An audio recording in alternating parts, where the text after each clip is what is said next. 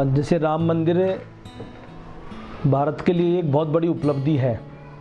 बहुत कई सालों से लोग ये सोचते थे कि जहाँ राम जी का जन्म हुआ है वहाँ मंदिर होना चाहिए, और रामलला बहुत दिनों से तंबू में बैठे हुए थे।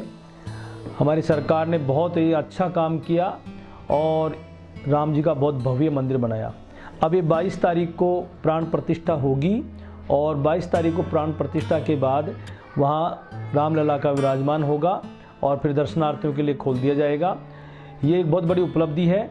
तो इसके माध्यम से मैं हमारे अभिभावकों को, हमारे बच्चों को बार बार कह भी रहे हैं, हम प्रार्थना में भी कह रहे हैं, कक्षाओं में भी कह रहे हैं कि एक संस्कार जगह, सनातन के लिए एक संस्कार जगह कि पहले जैसे अपन दीपावली मनाते हैं, दीपावली क्यों मनाते हैं कि राम जी अयोध्या में वनवास काट के आए थे, वैसे ये मानो कि कितने सालों बाद में अब राम जी वापस स्थापित हो रहे हैं वहाँ पे।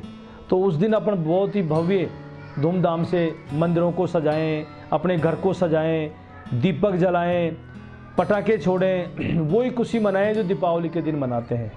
मतलब ये कहने का है कि 22 तारीख का जो दिन है प्राण प्रतिष्ठा का, जो श्रीमान हमारे यशस्वी प्रधानमंत्री मोदी जी जो इसके द्वारा बहुत सारे संत मिलकर के जो प्राण प्रतिष्ठा करेंगे, उसकी खुशी में हमें एक प्रकार से भव्य आयोजन विद्यालय में भी हम करेंगे।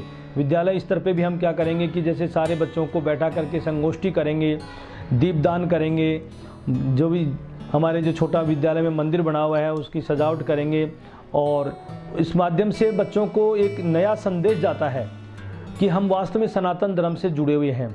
आज क्या हो रहा है कि हमारी सनातन संस्कृति के अंदर क्या हो रहा है कि सबके माथे में ये बना हुआ है कि भाई नहीं, अपने पास तो हमारा एक बच्चा होना चाहिए, बस वो पढ़ लिख करके नौकरी लग जाए। उनको ये नहीं समझाते हैं कि गीता क्या होती है, रामायण क्या है, संस्कार क्या है, संस्कृति क्या है, किस तरह से अपने को जुड़ना है, क्या करना है, ये नहीं बताते हैं अपन। सिर्फ अपन उनको नौकर बनाने पर जोर देते हैं। और धर्मों में देखा जाए तो मैं नहीं कह रहा, लेकिन उनको कितना अच्छा है कि उनको बताया जाता है कि ये अपने कुरान है, ये संस्कृति है, ये संस्कार हैं हमारे, ये सब हैं, इन चीज़ों को बताया जाता है।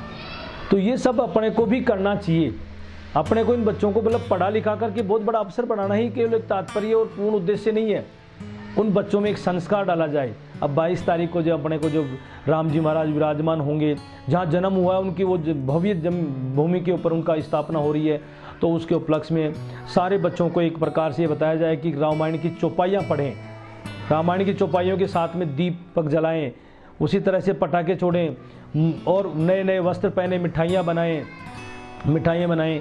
सब सारी व्यवस्थाएं उनके मतलब वो रखी गई है बच्चों को और अभिभावकों को। इस माध्यम से मैं संदेश देना चाहता हूँ कि इस दिन को एक प्रकार से पूरी भारत सरकार ने छुट्टी दे दी। उस दिन 22 तारीख की छुट्टी रहेगी, अवकाश रहेगा। इस अवकाश के दिन मतलब पूरे भरपूर आनंद लें, बच्चों को मतलब संस्कार के बारे में दिन भर बताएं।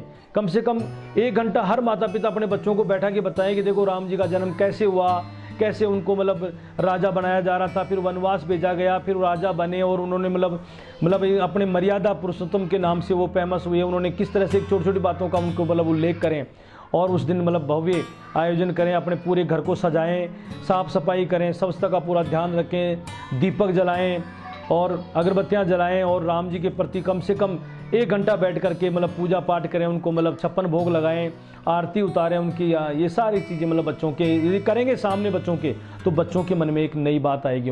और वास्तव में देश के लिए एक बहुत बड़ा दिन है ये कि इस दिन अपन सब मिलकर के एक राम जी की प्रतिष्ठा के लिए अपने एक साथ जुट होकर के अपन ये कर रहे हैं।